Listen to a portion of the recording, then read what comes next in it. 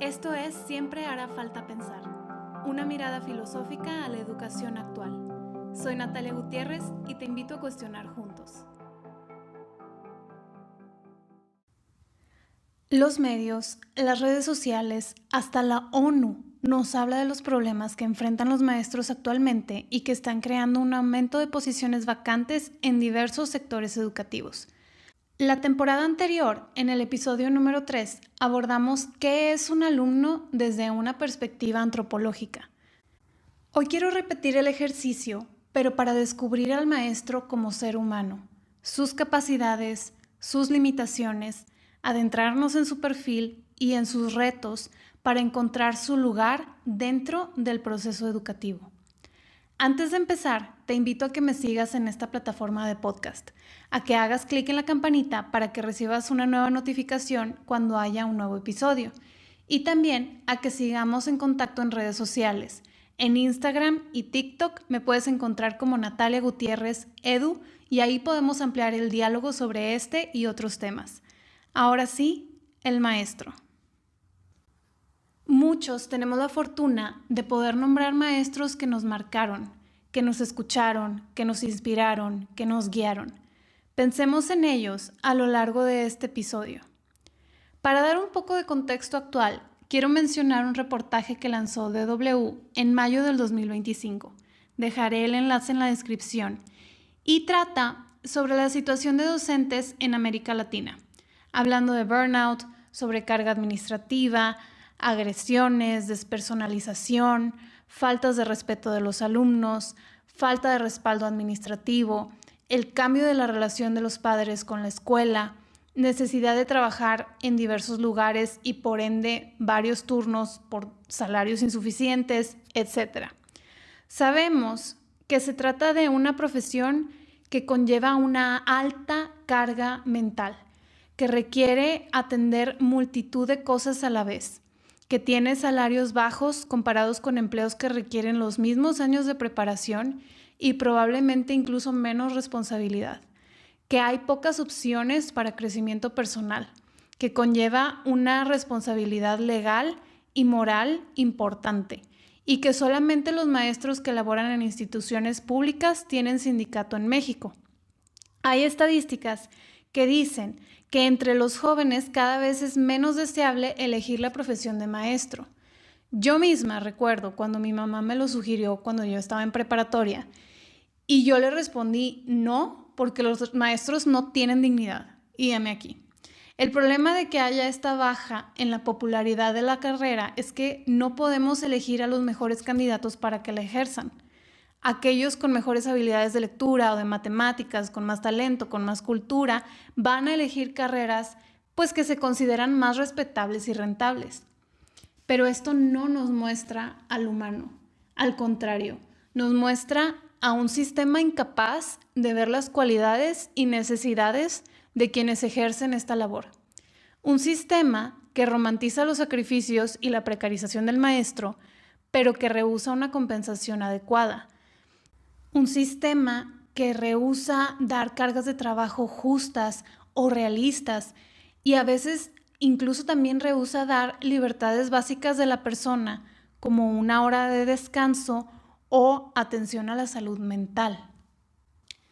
Encima de todo esto, los cambios tecnológicos siempre despiertan la pregunta: ¿será que mi trabajo puede ser reemplazado?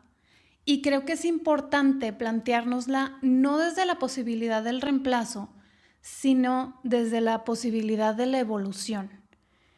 ¿Cuántas carreras debían desaparecer con la invención de la computadora o del Internet? Y más bien evolucionaron a usar estas herramientas para hacer más eficiente o más preciso su trabajo. En el caso del docente, vimos el surgimiento de las clases en línea, con sus pros y sus contras, y al final no representó una amenaza contundente a nuestro trabajo. Hay quienes encontraron ahí un nuevo nicho, una nueva forma de trabajo, como hay quienes nos quedamos en las aulas tradicionales.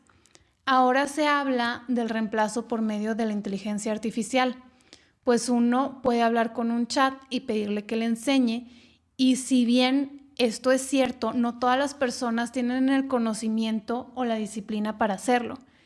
Entre más uso la inteligencia artificial, más tareas encuentro que puedo pedirle, pero también más tiempo empleo en precisar lo que necesito para obtenerlo tal cual. Y entre más uso esos recursos en clase, más descubro que mi trabajo está en la conexión, no en el cumplimiento de labores como la planeación o la evaluación que debo revisar y complementar, pero que puedo automatizar parcialmente. Es muy irónico pensar que una máquina se descompone si la sobrecargas, pero un maestro que pone límites muy seguramente lo van a evaluar negativamente. No se trata de quejarnos, este episodio busca ir más allá. Se trata de ver quiénes son los maestros, quiénes somos, dónde estamos y dónde tenemos que estar. Como les contaba, en la primera temporada, la antropología estudia lo humano. Nos habla de aquello que la biología o la psicología no nos dicen de la persona, pero que sigue siendo real. ¿Para qué preguntarle a la antropología qué es un maestro? Pues precisamente para descubrir que no es una máquina ni puede ser reemplazado por ellas, para volver a una comprensión del ser humano que nos permitirá tomarlo en serio, escuchar su voz, respetarlo por quien es. Existe la preocupación de que antes el docente era una figura de autoridad que imponía respeto y podemos discutir si se trataba de respeto o de miedo, pero ahora la ventaja es la protección a la integridad del alumno, que ya no puede ser maltratado o insultado. Si las cosas han mejorado o empeorado, pues no lo sé, porque cada clase, cada maestro son casos distintos. Siguen existiendo muchas cosas que no deberían, surgen violencias nuevas, se normalizan comportamientos dañinos. A mí me queda claro que el perfil del docente no es único, pues todos nos hemos enriquecido de la diversidad de conocimiento, de la diversidad de metodología, de la diversidad de personalidades de quienes han sido nuestros maestros y quienes buscan establecer medidas rígidas en las cuales hacer caber a los maestros no tienen este realismo de lo que es el ser humano único e irrepetible. Sí hay aspectos importantes como el perfil intelectual, el conocimiento profundo de lo que enseña, la habilidad de comunicarse, el conocimiento de la cultura, la avidez por la lectura, el gusto por el conocimiento, el ser un buen ejemplo en su comportamiento cívico, porque hay que inspirar al alumno a ser quien puede llegar a ser, a hacer las cosas correctamente para su comunidad. Y estas cualidades no se relacionen con una clase social, con una metodología o con sentarse o ponerse de pie en el salón de clases. Ahora, no es una locura añadir que el maestro debe de estar contento con su profesión, sí interiormente, pero también con los factores externos que ya mencionamos como sueldo, respeto, descanso. Son una cuestión de dignidad. Preguntémonos por la naturaleza del maestro, por su origen, por la finalidad de su vida, por su dignidad. Estas cosas no son muy distintas a las otras profesiones. Hablamos de una persona racional, afectiva, que se cansa, que sufre, que se alegra, que se entrega, que sueña y que muchas veces sueña con el fruto que sus alumnos van a dar. Preguntémonos más. Hacemos una pausa. Este proyecto crece gracias a ti. Si este episodio te está abriendo una ventana nueva, compártelo ahora mismo en tu grupo de WhatsApp de la familia o del trabajo. No solo compartes un link, compartes una conversación. Si llegamos a más personas, podemos seguir transformando la educación. Te quiero contar que este año abrí mi escuela de francés a distancia y te quiero invitar a que seas parte de ella. Está diseñada específicamente para personas que tienen muchas cosas que hacer, poco tiempo disponible, pero muchas ganas de aprender. Aquí aplicamos una pedagogía con propósito, diseñada para personas que como tú valoran su tiempo, pero no quieren renunciar a la profundidad intelectual. Aquí el francés es una herramienta de encuentro personal adaptada a tu ritmo de vida actual. Si buscas algo más que un curso y quieres una verdadera formación, te invito a mis clases. Inicia ya este viaje hacia una nueva forma de pensar y de habitar la realidad. Pídeme información desde el link de la descripción, porque en francés también siempre hará falta pensar. Estamos de vuelta, listos para el clavado filosófico. Y es que entender la labor docente requiere ir más allá de los manuales de pedagogía. Necesitamos una antropología filosófica, es decir, una mirada que se pregunte quién es el ser humano que está frente a otros seres humanos en el aula. ¿Quién les está enseñando a esos seres humanos a ser más humanos? ¿Por qué es importante abordarlo así? Porque ver a las personas meramente como trabajadores crea esta confusión en algunas personas, pudiendo verlas como máquinas, como objetos. En el ser vivo distinguimos el cuerpo, que es la materialidad de lo que somos, con funciones biológicas, y el alma, es decir, la no materialidad, lo que no es material en nosotros y que tiene funciones intelectuales y una alta capacidad de tomar decisiones. El cuerpo vincula al ser humano al mundo perceptible por los sentidos, al tiempo, al trabajo, a lo medible. El alma es aquello que soy, pero que no es materia, y está vinculada al conocimiento de la verdad, al amor, a la elección del bien, etc. Igual que cuando hablábamos de los alumnos en el episodio 3, los maestros tenemos facultades vegetativas que se conectan con las necesidades fisiológicas que Maslow pone en la base de la pirámide. El maestro también necesita comer, necesita dormir, etc. Están las facultades sensibles. Tenemos imaginación, percibimos información por nuestros sentidos, tenemos memoria, tenemos emociones, etc. Y las facultades humanas. Tenemos inteligencia y voluntad que nos permiten crecer intelectualmente en virtud, tomar decisiones. Por estas facultades soy capaz de ciencia, soy capaz de religión, soy capaz de encontrar respuestas, soy capaz de amar, etc. Y siempre que cubro este tema, hay quien me pregunta por la astucia de los animales, pero ese es tema para otra ocasión. Cuento más de esto en el tercer episodio que les dejo enlazado en la descripción de este episodio. Ahora, la inteligencia humana no solamente registra datos para correlacionarlos como lo haría la inteligencia artificial. Conecta genuinamente, distingue, descubre, comunica mensajes abstractos, profundos, codifica lenguajes más allá del habla o la escritura. Es capaz de amar la verdad y de detestar la mentira. Por la voluntad, elijo un camino. Elijo los medios, los sacrificios para seguir en ese camino.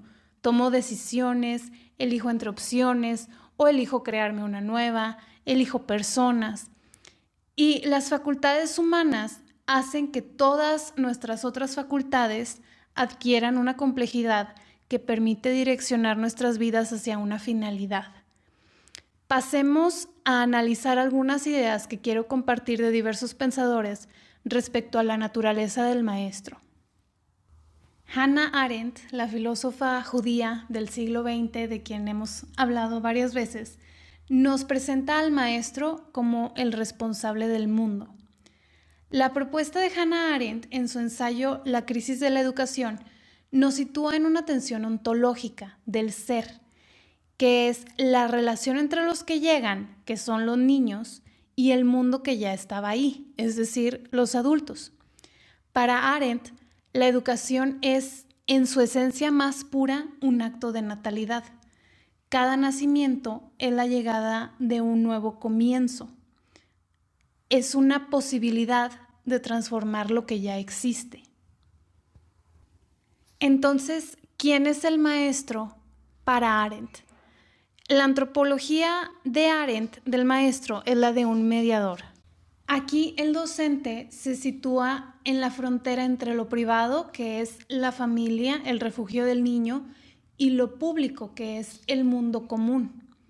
Su papel no es simplemente transmitir datos, sino asumir una responsabilidad existencial. Arendt es tajante: la educación es el punto en el que decidimos si amamos al mundo lo suficiente como para asumir la responsabilidad por él. Este amor al mundo, el amor mundi, no es un sentimiento romántico, sino un compromiso ético. El maestro se presenta ante el alumno como alguien que dice: he aquí nuestro mundo, esto es lo que hemos construido con sus luces y sus sombras. Y al hacerlo, el maestro protege al niño de la dureza del mundo, de las sombras, para que éste pueda crecer, pueda desarrollarse, pero también protege al mundo al mismo tiempo de la novedad destructiva del niño, asegurándose de que el alumno aprenda a interactuar con la tradición antes de intentar revolucionarla sin conocer los aspectos revolucionables, podríamos decir. En esta lente, la autoridad del maestro no emana del poder ni del conocimiento técnico, sino de su disposición a ser el rostro del mundo. El maestro tiene autoridad porque conoce el mundo y asume la carga de presentarlo. Es una figura de conservación para la renovación. Sin esta mediación, el joven queda huérfano de historia y el mundo queda huérfano de continuidad. Pasamos entonces al segundo pensador, que es Paulo Freire. Si Arendt enfatiza la responsabilidad hacia el mundo, Paulo Freire pone el foco en la condición humana de la inconclusión, es decir, del no estar terminados. La antropología de Freire parte de una premisa muy radical, que es: el ser humano es un ser que se está haciendo. No somos objetos terminados, sino proyectos en constante construcción. Freire critica ferozmente la visión del maestro como un depositario de información. En lo que él llama educación bancaria, el alumno es un recipiente vacío y el maestro es quien posee el capital del saber. Entonces, esta visión deshumaniza a ambos. El alumno se vuelve pasivo y el maestro se vuelve un burócrata del conocimiento. En cambio, Freire nos muestra a un maestro que es sujeto. El docente reconoce su propia inconclusión. Al enseñar, no solamente entrega, sino que recibe. Al educar, el maestro también es educado. Y la relación pedagógica es un diálogo dialéctico donde la humildad es la herramienta principal. Nadie educa a nadie, nadie se educa a sí mismo, los hombres se educan entre sí, decía Freire. Para el maestro sujeto, la curiosidad es el motor ontológico. El docente no silencia la duda, sino que la estimula. Su papel es ayudar al alumno a desarrollar una conciencia crítica, permitiéndole leer no solo la palabra, sino el mundo. El maestro es aquí un compañero de camino que, reconociendo que no lo sabe todo, invita al alumno a la aventura compartida de descubrir la realidad. En tercer lugar, tenemos a Martin Buber, que nos va a presentar al maestro como presencia. La filosofía del diálogo de Buber nos ofrece una dimensión profundamente mística y relacional de la labor docente. Para él, el ser humano solo se convierte en un yo a través del encuentro con un tú. La educación, por lo tanto, sucede en el entre, en ese espacio intangible que se crea cuando dos personas se encuentran de verdad. Y Buber distingue dos modos de habitar el mundo. En la relación yo-ello, que es la primera, el otro es un objeto, una herramienta, una cifra en una lista de asistencia o un cerebro que debe de ser llenado. Está deshumanizado. El segundo tipo de relación es la yo-tú, que muestra al otro en una totalidad. Es una persona con todas sus dimensiones. La antropología del maestro Buber es la de alguien que se ofrece como una presencia total. No es un técnico que aplica un método, sino alguien que realmente está ahí, presente con toda su humanidad. El maestro no busca manipular la voluntad del alumno, sino que lo confirma. Confirmar al alumno significa ver en él su potencial oculto y llamarlo a la existencia, traerlo, invitarlo a la existencia, a que sea aquello que puede llegar a ser. Esta visión reconoce la vulnerabilidad del docente. Estar presente como un tú, pues sabemos que es agotador porque requiere una apertura constante que pocas profesiones realizan. El maestro no es un observador distante, sino un participante activo en el desarrollo de la identidad del alumno. El vínculo es el currículo oculto más importante. Si no hay relación, si no hay una conexión alumno-maestro, entonces no hay una transmisión verdadera de humanidad. En cuarto punto tenemos a Lev Vygotsky, que ve al maestro como un arquitecto de puentes. Desde la psicología histórico-cultural, Lev Vygotsky aporta una visión del maestro como el mediador fundamental de la cultura.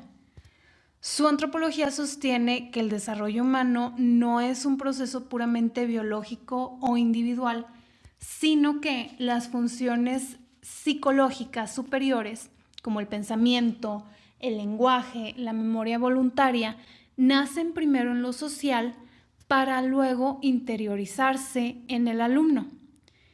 El concepto central aquí es la zona de desarrollo próximo, que es el espacio de posibilidad donde el aprendizaje lidera el desarrollo. El maestro no enseña lo que el alumno sabe hacer solo ya en este momento, ni lo que el alumno es incapaz de hacer incluso con ayuda. El maestro opera en el presente, pero también en el mañana inmediato del alumno. La esencia del docente es como ser un andamiaje, como una estructura temporal que sostiene una construcción, y entonces el maestro proporciona los apoyos necesarios, el lenguaje, herramientas cognitivas, modelos de pensamiento, para que el alumno alcance niveles de complejidad que por sí mismo no podría lograr. Y una vez que el alumno ha podido interiorizar el saber, el andamiaje se va retirando paulatinamente. En esta visión, el docente no es solamente una persona, es el representante de la cultura acumulada por la humanidad. Su tarea es humanizar al alumno a través del lenguaje. El maestro construye puentes entre la experiencia cotidiana del niño y los conceptos científicos y abstractos de la cultura. Es un arquitecto que diseña situaciones de aprendizaje donde el esfuerzo del alumno, guiado por la mano experta, produce un salto cualitativo en su mente. Y llegamos al quinto pensador, que es Tomás de Aquino, que ve al maestro como una causa ayudante. ¿Qué quiere decir esto? Volviendo a las raíces de la escolástica, Santo Tomás de Aquino nos ofrece en su obra De Veritate una de las reflexiones más lúcidas sobre la naturaleza del enseñar. Su antropología está profundamente ligada a la distinción entre potencia y acto. Entonces, la pregunta fundamental de la pedagogía no es qué herramientas usar, sino cómo ocurre el milagro del conocimiento. Para Aquino, la respuesta reside en una distinción ontológica crucial. El conocimiento no es algo que se posee y se traslada, sino algo que se genera desde dentro. En esta arquitectura del saber, el maestro no es la causa principal o eficiente del conocimiento en el alumno, sino una causa instrumental o ayudante. Para comprender esto, debemos observar la distinción entre potencia y acto. El alumno no es una tabula rasa pasiva en el sentido absoluto, una hoja en blanco que no hace nada, sino un sujeto que posee el conocimiento en potencia. Es decir, tiene la capacidad intrínseca, la luz de la razón, para descubrir la verdad. Pero esa capacidad requiere de un agente externo que actúe como catalizador.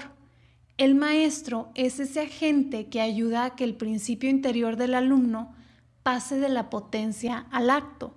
Y Aquino recurre a la medicina antigua para ilustrar este punto. En la visión clásica, el médico no posee el poder de sanar al paciente. Ese poder reside en lo que se llamaba la fuerza curativa de la naturaleza, que habita en el cuerpo del enfermo. Si el cuerpo no tuviera la potencia de sanar, ninguna medicina externa surtiría efecto. El médico, por tanto, actúa como un ministro de la naturaleza. Proporciona los fármacos, limpia las heridas y ajusta el entorno para que la vida haga su trabajo. De la misma manera, el maestro actúa como un ministro del intelecto. El docente no imprime el saber en la mente del alumno como quien graba un disco duro. Sería muy fácil si esto pudiera ser real.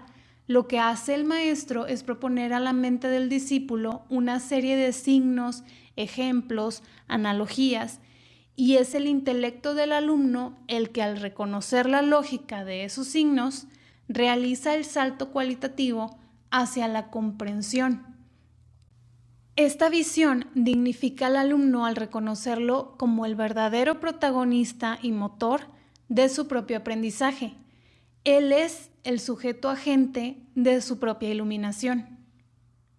Entonces, el proceso educativo es un intercambio de señales que buscan despertar una luz preexistente. El maestro utiliza la palabra y la imagen como vehículos. Estos son causas exteriores que presentan la verdad de manera ordenada. Sin embargo, el momento del aprendizaje, ese instante de visión donde todo cobra sentido, donde todo se entiende, es un acto puramente interior y privado del alumno. Esta perspectiva va a situar al maestro en un lugar de servicio intelectual. Su labor es de una humildad profunda. Es aquel que aclara el camino, que quita los obstáculos del error y de la confusión para que la verdad brille por sí misma en la mente del otro. El maestro no busca que el alumno crea en él, sino que el alumno vea la verdad de lo que se le dice. La autoridad del docente, entonces, no nace de una imposición de poder, sino de una autoridad de credibilidad. El alumno otorga su respeto y admiración porque reconoce en el maestro a alguien que ha caminado el sendero de la verdad antes que él. La verdad entendiéndose como aquello que corresponde a la realidad ontológica. Y entonces esta persona es capaz de guiarlo. La relación no es de sumisión, sino de cooperación. El aprendizaje es una tarea heroica que requiere de dos voluntades alineadas. Si el alumno no concede al maestro la autoridad para guiarlo, el proceso se va a detener, va a fracasar. Esta autoridad no se adquiere por título, no es porque yo soy tu maestro y me haces caso, sino por la maestría en el contenido y la virtud en la entrega. El alumno admira no solamente lo que el maestro sabe o lo que el maestro ha hecho con ese conocimiento, sino la forma en que el maestro vive esa verdad. Cuando existe esta sintonía, el respeto fluye naturalmente, no como una norma disciplinaria, sino como la gratitud del que está siendo guiado hacia la luz. Es una cooperación. Ahora, en la actualidad, esta visión de la educación como perfeccionamiento humano se enfrenta a un enemigo enorme, que es el utilitarismo. Esta mentalidad reduce el conocimiento a una herramienta de mercado, a un interés. El alumno, influenciado por una cultura de la inmediatez, comienza a cuestionar el valor de lo que aprende bajo la premisa: ¿para qué me va a servir esto? Y esta postura es fundamentalmente errónea por 3 razones. Hay una incapacidad del alumno para determinar su necesidad futura, y esto es verídico. Un alumno de educación básica no tiene la perspectiva temporal ni la experiencia vital para determinar qué conocimientos le van a ser útiles en su adultez. No hay manera de que lo sepa. El conocimiento no es un catálogo de piezas de repuesto que uno adquiere para un carro específico. Es el suelo sobre el cual se construye la capacidad de pensar. Hay un desprecio por las habilidades invisibles. Cuando un alumno desprecia las matemáticas o la historia pidiendo en su lugar finanzas personales o cualquier otra cosa, ignora que el estudio de la geometría desarrolla la estructura lógica para manejar el dinero, por ejemplo, y el estudio de la historia desarrolla la inteligencia emocional y la empatía al comprender la condición humana. No son conocimientos contrapuestos.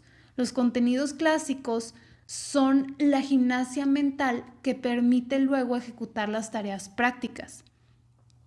Y por último vemos también la erosión de la labor docente.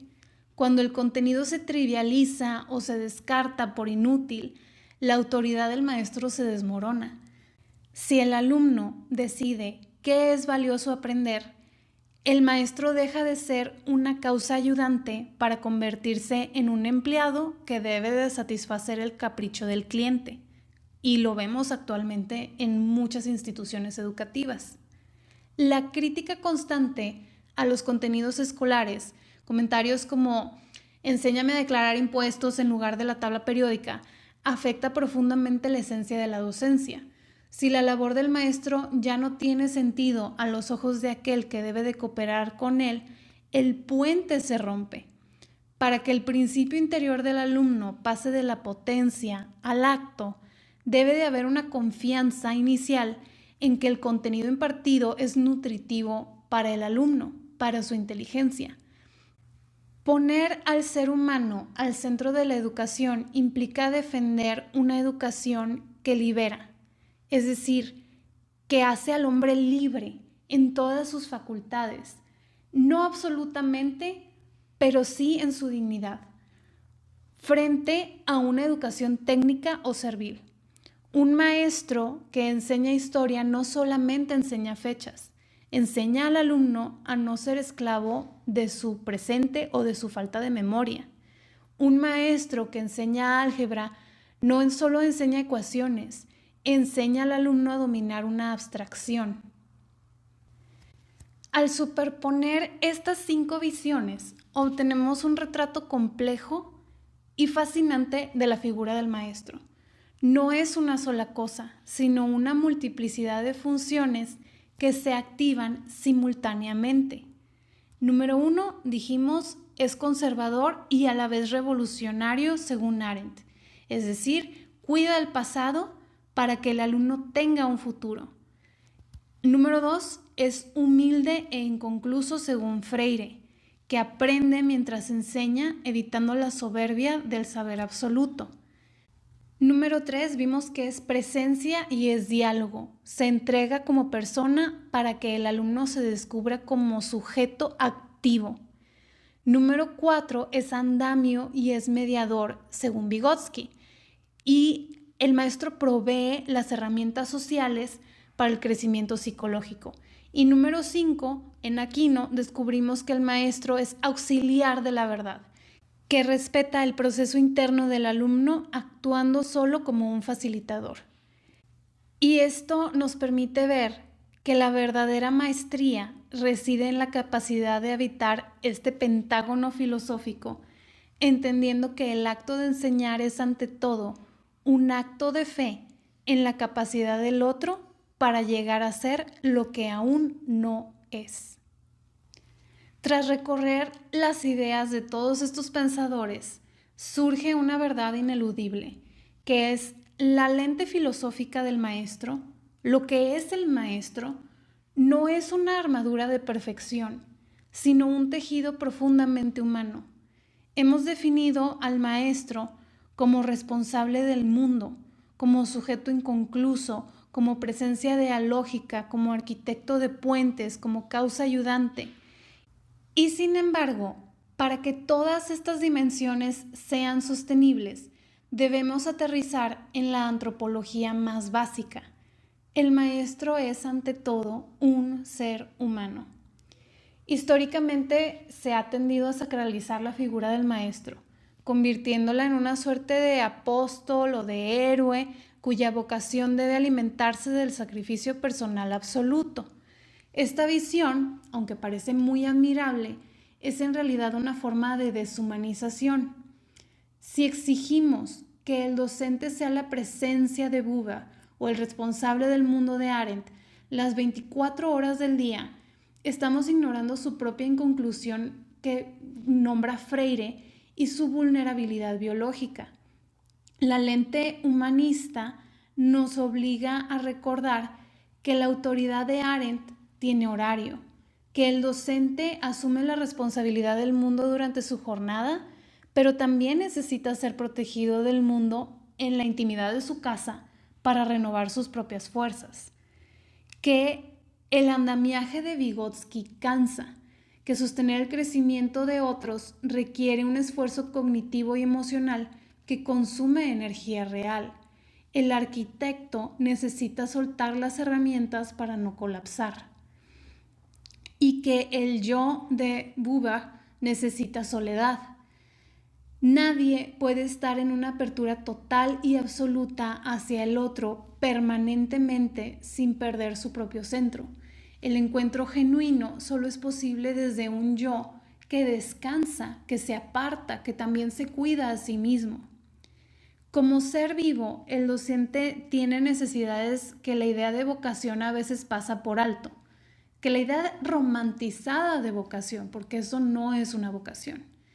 ¿Qué pasamos por alto? El hambre, el cansancio, el deseo, la frustración. Reconocer que el maestro es un profesional durante lo que sea que dure su turno laboral y un ciudadano con derecho al descanso el resto del tiempo no resta valor a su labor. Al contrario, la dignifica. Un maestro que no se permite ser humano fuera del aula acaba convirtiéndose en una causa ayudante agotada, en este ayudante al conocimiento, al descubrimiento del conocimiento que marca Aquino, que ya está exhausto, que ya no puede dar más, un instrumento desafinado que no puede ayudar a que la luz del alumno pase de la potencia al acto. Para comprender el perfil del maestro, debemos entenderlo como un puente entre dos estados del alma, el paso de la ignorancia al conocimiento y de la dispersión al sentido. Si el alumno vive en la fragmentación de la información, el maestro es quien ofrece dirección. Sin embargo, esta tarea de ayudar a perfeccionar a otros no nace de una posición de superioridad absoluta. El maestro es un ser humano que sigue perfeccionándose. No es un modelo acabado, sino un testimonio vivo de que el aprendizaje nunca termina y de que se puede disfrutar. En esta labor, las virtudes intelectuales no bastan. Se requiere paciencia para respetar los ritmos del otro, del alumno, y caridad para ver en el alumno no un problema a resolver, sino una persona a la cual servir. En las últimas décadas, el discurso educativo se ha volcado legítimamente hacia poner el alumno al centro. Sin embargo, una mirada verdaderamente humanista exige no excluir a nadie del círculo de la dignidad. Poner al alumno al centro significa reconocer que en el aula hay dos humanidades en encuentro. Muchos docentes se han sentido ignorados o desplazados, percibiendo que el respeto que antes sostenía la profesión se ha erosionado. Y no hace falta buscar mucho para encontrar ejemplos que prueban esto.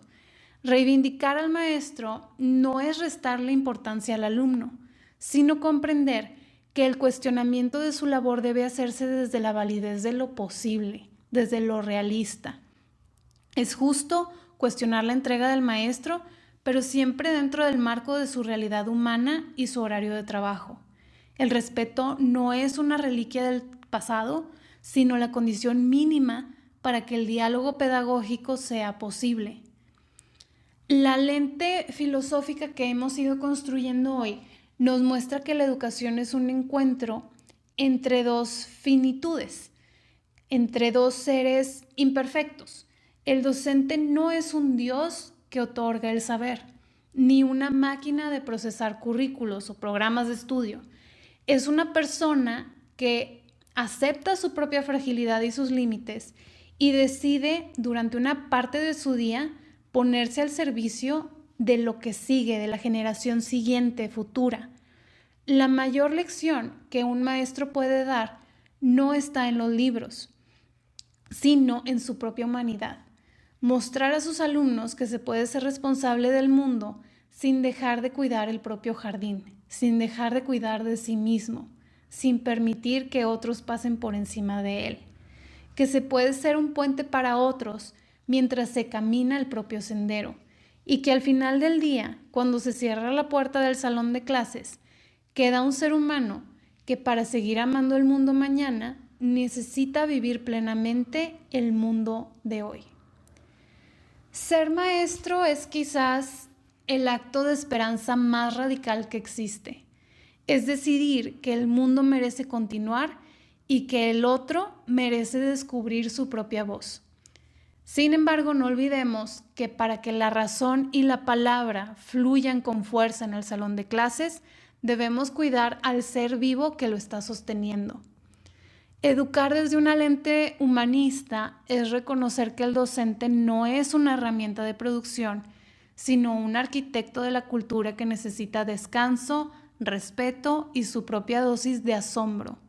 Al final del día, la mejor enseñanza que un maestro puede dejar en sus alumnos es el testimonio de una vida plena, digna y profundamente humana, porque solo un humano que se reconoce a sí mismo como valioso puede ayudar a otros a descubrir su propio valor. ¿Con cuál de estas lentes te identificas más en tu práctica diaria o cuál te habría gustado ver más con tus propios maestros? Te invito a que compartas este episodio con ese colega que hoy se siente agotado para recordarle que su labor es trascendental, pero que su humanidad es sagrada. Y para poder humanizar la educación, siempre hará falta pensar.